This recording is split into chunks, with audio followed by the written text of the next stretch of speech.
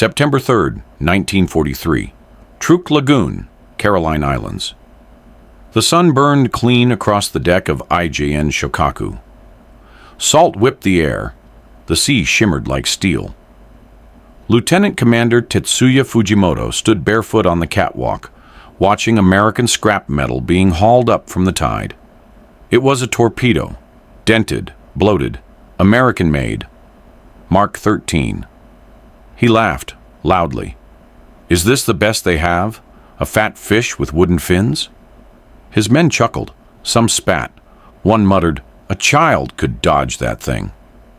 They didn't fear it. They didn't need to. Their own Type 91 torpedoes ran deeper, faster, truer.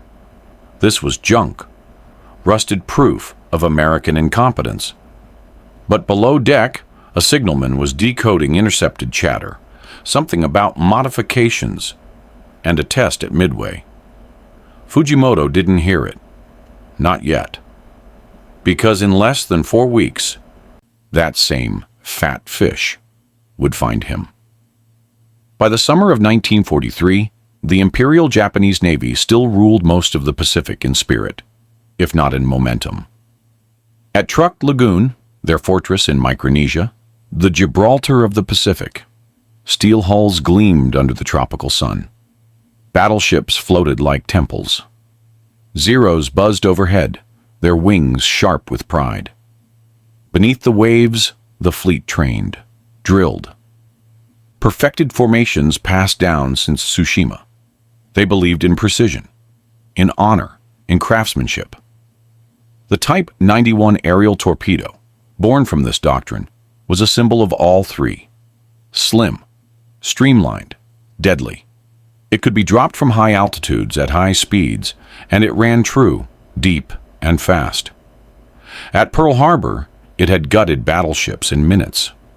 Japanese engineers called it the blade beneath the waves, and in their minds, the American counterpart, the Mark 13, was a joke. Reports from Midway, Coral Sea, and Guadalcanal were damning. Too slow, too shallow, wobbled on entry, exploded early. Sometimes not at all. Captured versions were studied, taken apart. Fujimoto himself had stood over one, towing its dented tail with a smirk. An insult to the ocean, he had said. His crew roared with laughter. But what none of them knew, what no Japanese admiral dared imagine, was that somewhere, in an aircraft hangar thousands of miles away, America was changing the game. At the Naval Torpedo Station in Keyport, Washington, and at the Boeing plant in Seattle, engineers had grown tired of shame. They had read the same reports, heard the same failures. And quietly, they began to redesign everything.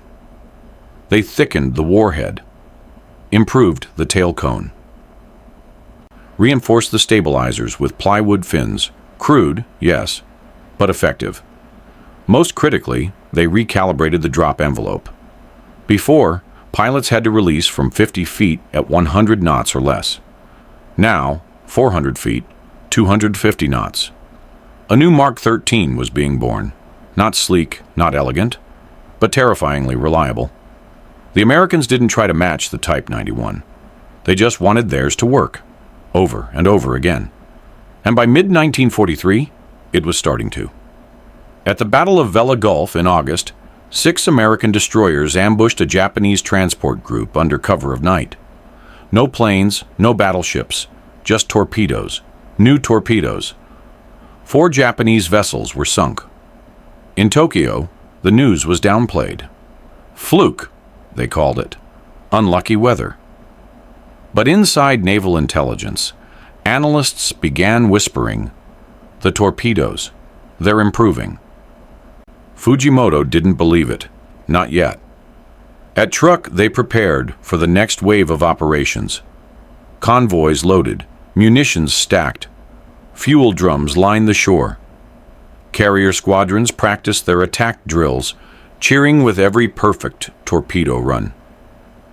On the mess hall wall, someone had hung a crude drawing, A bloated Mark 13 crashing nose first into a reef, cartoon fish laughing nearby. The air was still thick with confidence. The kind of confidence born from early victories and blind to shifting tides. That afternoon, Fujimoto briefed his squadron. Our superiority lies in form and function. Theirs in noise and mass. He didn't notice the junior officer lingering near the back, a radio intercept specialist from the Yamato command group. The boy's hands trembled. He had decoded something the night before. Test data. From an American training run off Hawaii. Drop height, 350 feet. Speed, 210 knots. Hit ratio, 83%. He hadn't told anyone yet. He wasn't sure they'd believe him. Narration. Truk Lagoon, 2 weeks later. Something shifted. It began with a whisper from the south. A destroyer limped into harbor. IJN Oite. Her hull blackened, her aft deck partially flooded. She had been escorting a transport through the Solomons. The captain refused interviews. The crew didn't talk. But down in the dry dock, a maintenance diver surfaced pale and silent. He'd seen the impact pattern, a massive rupture near the keel. Not from a mine, not from a Type 91. From something slower, something dumber, something American. Fujimoto stood over the damage sketch, arms folded. Coincidence, he muttered. The engineers agreed. One even laughed. Maybe their bombs are finally learning to swim.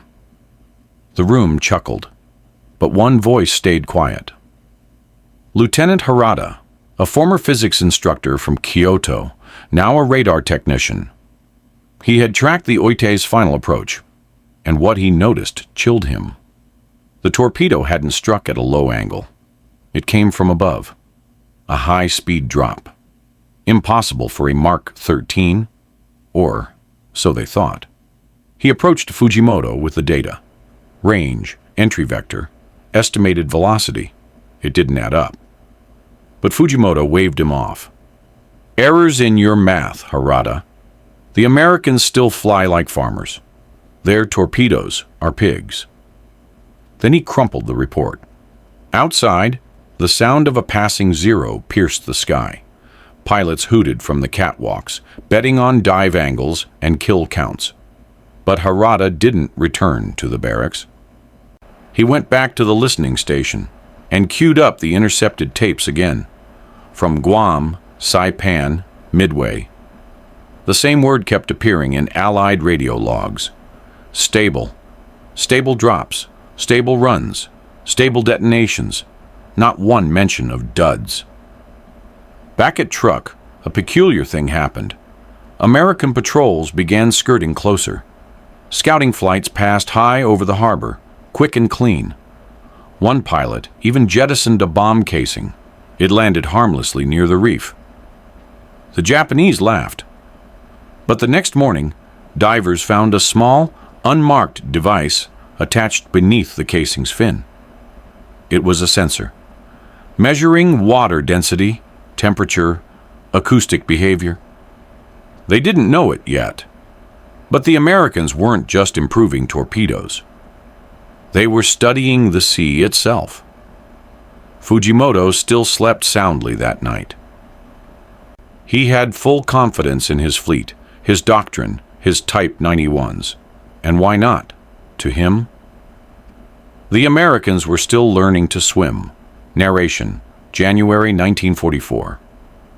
The heat in Truk broke for just a moment. Clouds swelled, and the lagoon fell into eerie calm.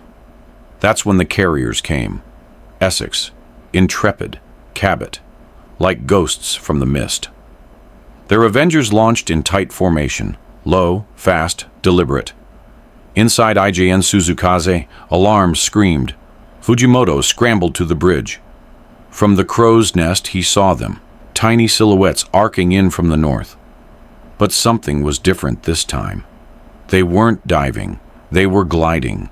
Level flight, mid-altitude, Impossible torpedo drops. The flak gunners barked. Too far, too high. Still, the Americans released. The torpedoes fell awkward, then straightened, stabilized. Into the water they plunged, no skips, no stalls. And then impact. Shokaku took the first hit, port side. The deck lifted. Smoke churned upward in a gray scream. The next slammed into Fumizuki, tearing her rudder free. Then came the third, under Chitose's hangar deck. Fire burst from her seams like a furnace door, kicked open. The fleet was bleeding. Fujimoto stared in stunned silence. This wasn't just a strike. It was deliberate annihilation. In the after-action meeting, Admiral Kusaka pounded the table. Who told them where to hit? No one answered, because they all knew the truth. This wasn't luck. This was pattern. This was calculation. Lieutenant Harada finally spoke. They're not aiming randomly. They're dropping based on density, depth, and bearing. Sir, they're mapping us. Fujimoto remained quiet. His hand still held the same blueprint of the Mark 13, the one he had mocked. Only now, he noticed the upgrades. Longer fins, rear stabilizer, wooden control surfaces, ugly, but effective. Sir, Harada added, I believe we're seeing a new version, modified, mass-produced, and dropped by machines that don't fear death. The room fell quiet. The Admiral turned to Fujimoto. You've seen the wreckage. What's your assessment? Fujimoto swallowed hard. They're slow, but they hit. Outside, the smoke still rose from Shokaku's bow. Tugs pulled her toward the reef, leaking oil into sacred waters. That evening, word arrived from Palau. 2 more cruisers struck. All from torpedoes, all from above. The fleet's doctrine was cracking. The Americans had solved the one thing they were never supposed to, the torpedo problem. And once that happened, not even the Yamato herself would be safe. Narration. 3 days later, the burning hull of Chitose was towed back to dry dock. Fujimoto stood on the scaffolding, helmet under arm, staring down into the blackened wound that had once been her engine room. Salt water steamed from ruptured bulkheads. The twisted metal curled inward, peeled like fruit. One hit. Just one. A petty officer handed him a recovered fragment, the tail cone of a torpedo. On it, a faint serial number. MK13-9934. Boeing Plant 2. Fujimoto traced it with his thumb. Nearby, a diver vomited quietly into the water. The smell was unbearable. Fuel, blood, scorched rubber. Down in the shaft, they pulled a sailor's body, or what was left. Still clutching a fire extinguisher, still facing the blast. He had tried to stop the flames. But the wall had disappeared. No elegance, no ceremony, just instant death. Fujimoto said nothing. Later that night, he reviewed the after-action photos. High-altitude images from American recon planes. Each torpedo track was near perfect. Clean V-shaped cuts through the surf, aimed not at random, but at vents, rudders, ammo holds. He flipped through until one photo stopped him. It showed the moment of impact on Shokaku. A tiny object, no larger than a barrel, smashing into the sea just meters from the bow. And then white spray, then fire. It looked like nothing, and it had destroyed everything. He set the photo down. His hands were shaking. That night, he returned to his quarters, alone. No dinner, no talk, just a single bottle of sake and silence. He stared out the porthole into the black Pacific. In the distance, a signal light blinked from a returning scout plane. Short, long, short. He used to laugh at that code, Morse, so crude, so American. Now the dots and dashes felt like a language he had never learned. He whispered into the dark, "If this is how they fail, what does it look like when they win?" Narration. A week passed, then two.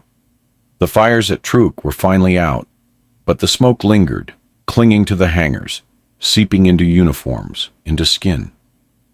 In the officers' mess, conversation had changed. Laughter was scarce. Boasts were gone. In their place, silence, broken by clinking teacups and the occasional cough.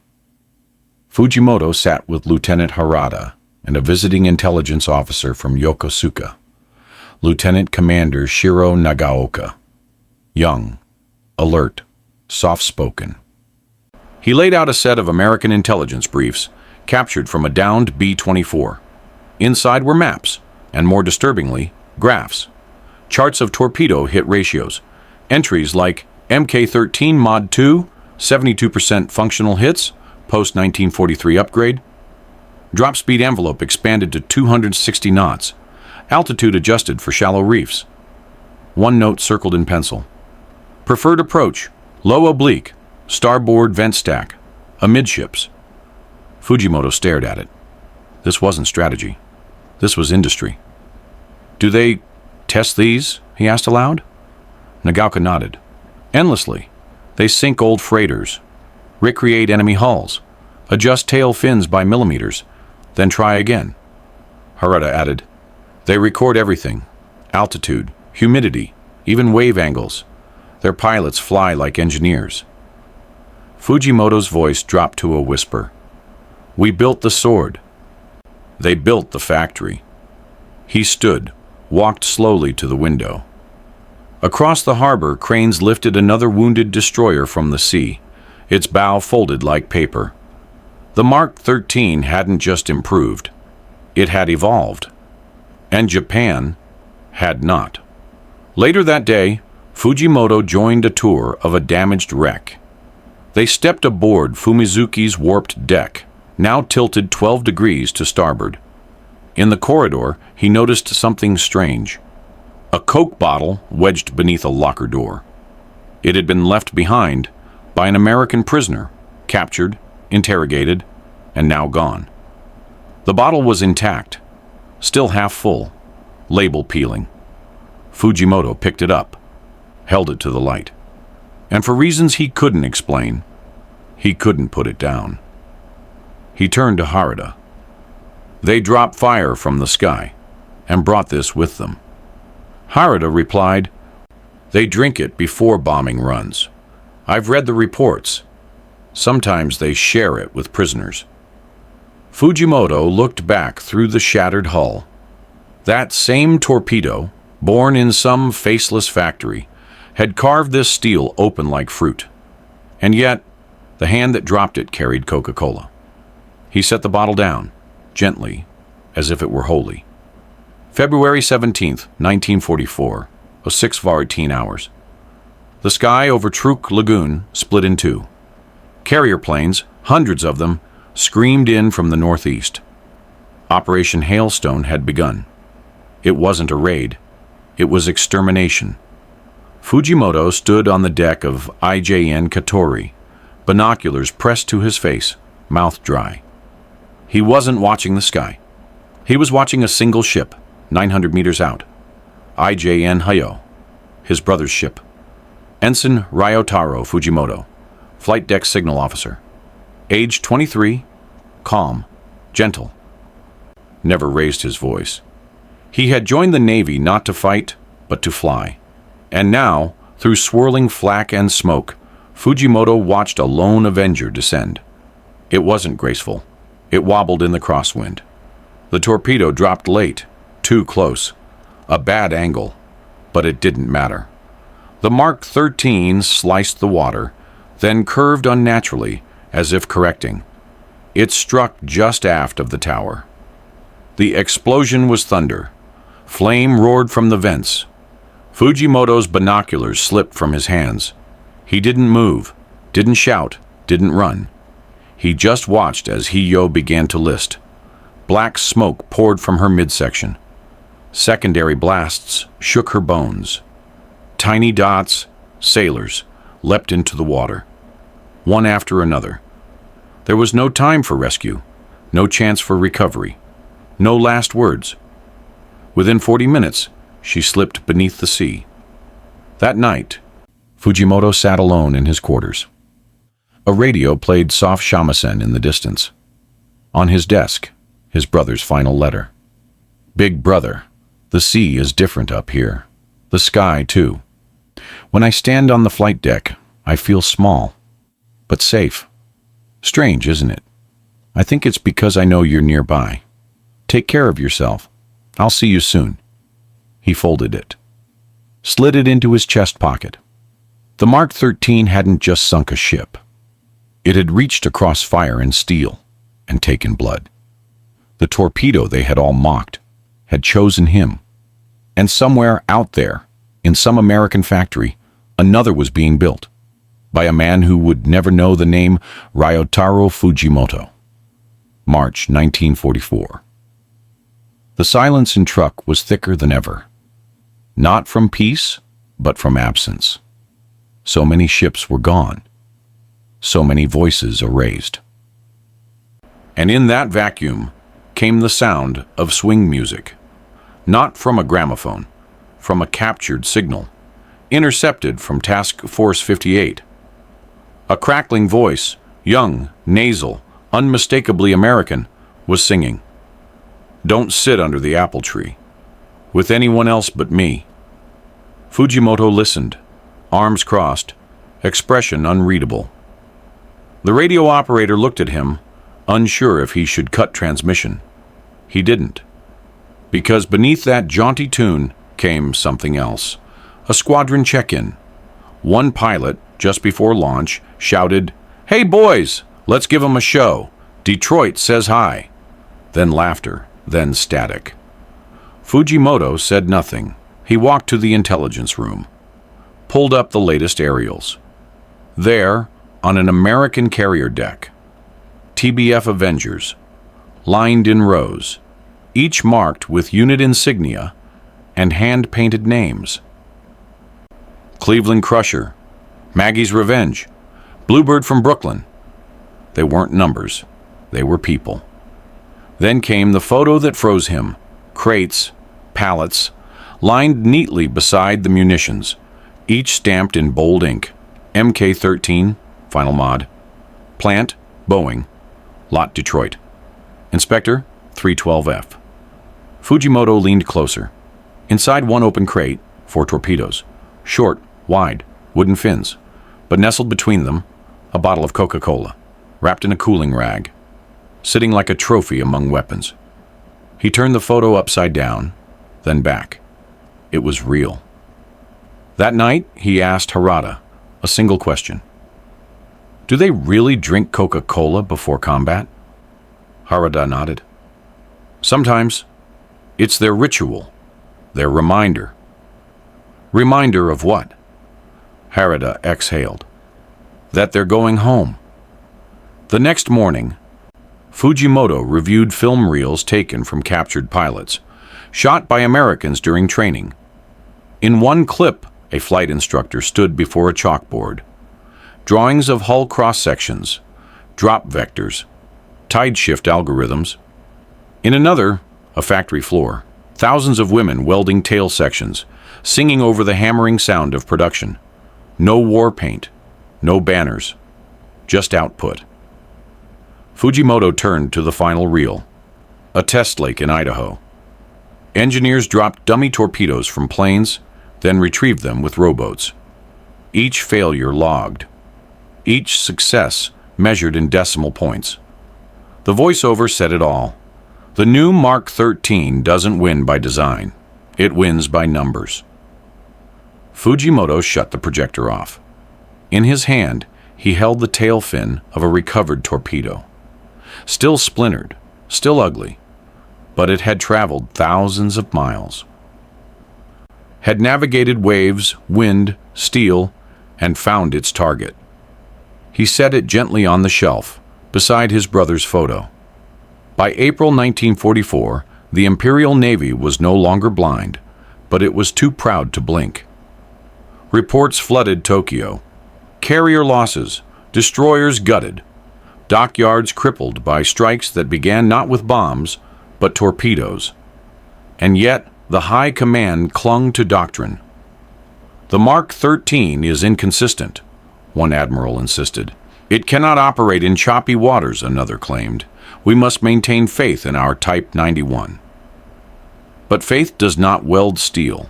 Faith does not patch hulls. At Yokosuka, Vice Admiral Fukudome reviewed the wreckage reports, page after page, pattern after pattern. Same impact angles, same approach vectors. He circled them in red ink until the page looked like it had bled. He summoned the Naval Aeronautics Bureau. Countermeasures, he ordered. We need immediate proposals, decoys, deflectors, something. A junior officer timidly raised a hand. Sir, what if we just dropped more of ours? Fukudome paused. Our factories don't match their scale. Our steel is rationed. Rubber is scarce. Every torpedo we build is an artisan's piece. And theirs? He pulled out a photo, same one Fujimoto had seen. The crates, the Coca-Cola. Theirs come with refreshment. Across the fleet, panic brewed, quietly. Captains began hoarding depth charges. Engineers altered defensive netting, but none of it changed the numbers. Harada compiled a report, a chilling one. He tracked 17 confirmed American torpedo runs over 4 weeks, 14 successful hits. 9 resulted in crippling damage. 6 led to ship loss. When Fujimoto received the document, he read it twice. Then he wrote one sentence in the margin. They did not improve their torpedo. They improved everything else. And that was the truth. It wasn't just the weapon. It was the plane that carried it, the factory that built it, the mechanic who packed it, the pilot who aimed it, and the system that trusted him to do so, without prayer, without ritual, just results. That afternoon, a visiting officer tried to cheer the men with a speech. He quoted Yamamoto, spoke of the divine wind, of samurai steel, but when he finished, the silence was thick. Not out of reverence, out of disbelief. Fujimoto turned to Harada and whispered, "They don't see it yet, but the Americans already won." Narration, June 1944. Saipan Falls. The great island fortress, the one Japan swore would never be breached, lies burning under American boots. Fujimoto survives the withdrawal. Barely. He's reassigned to escort duty aboard a battered destroyer, headed toward Okinawa. But one morning, as fog hangs over the docks at Yokosuka, he receives a parcel. No note, no sender, just a simple cloth bundle. Inside, the torpedo tail. The same one he'd seen aboard Chitos. The same wooden fins, burned, bent, numbered MK 139934. Boeing Plant 2. The same fish that sank his brother. He sits alone, watching the cranes load barrels onto the next convoy. His eyes drift to a piece of scrap metal. Half a crate lid, likely driftwood. He flips it. Faint lettering. Detroit Ordnance Works. Final assembly. That name again. Detroit. The name that kept appearing. In wreckage, in reports, in nightmares. He thinks of the men there. He doesn't know them. But he imagines. A boy, no older than Ryotaro, welding in gloves too big for his hands. A girl, maybe 19, screwing on tail fins between shifts at a diner. A foreman with a clipboard yelling over swing music. They weren't warriors. But they'd armed the war. One bolt, one fin, one fat fish at a time. He runs his thumb along the wooden stabilizer. The edges are cracked, but still sharp. He flashes back. To Truk. To the officers laughing. To the sketch on the mess wall of a clumsy Mark 13 hitting a reef. They had laughed at this. This which now sat like a ghost in his lap. The bottle of Coca-Cola is still on his shelf, dusty, sealed. He reaches for it, sets it beside the torpedo fin. The two objects, one to kill, one to comfort, now sit side by side. He closes his eyes. He hears Ryotaro's voice again. "Big brother." When I stand on the flight deck, I feel small, but safe. Fujimoto speaks aloud for the first time in hours. "You were right, but not in the way you thought." He opens the bottle, takes a sip, flat, sweet, warm from the room. He swallows anyway, then sets it back, gently. The Mark 13, once a laughingstock, had done what no doctrine, no samurai oath, no emperor's decree could do. It had broken him, and in that collapse he had begun to understand. August 1945. The war ends. Japan surrenders. Cities smolder.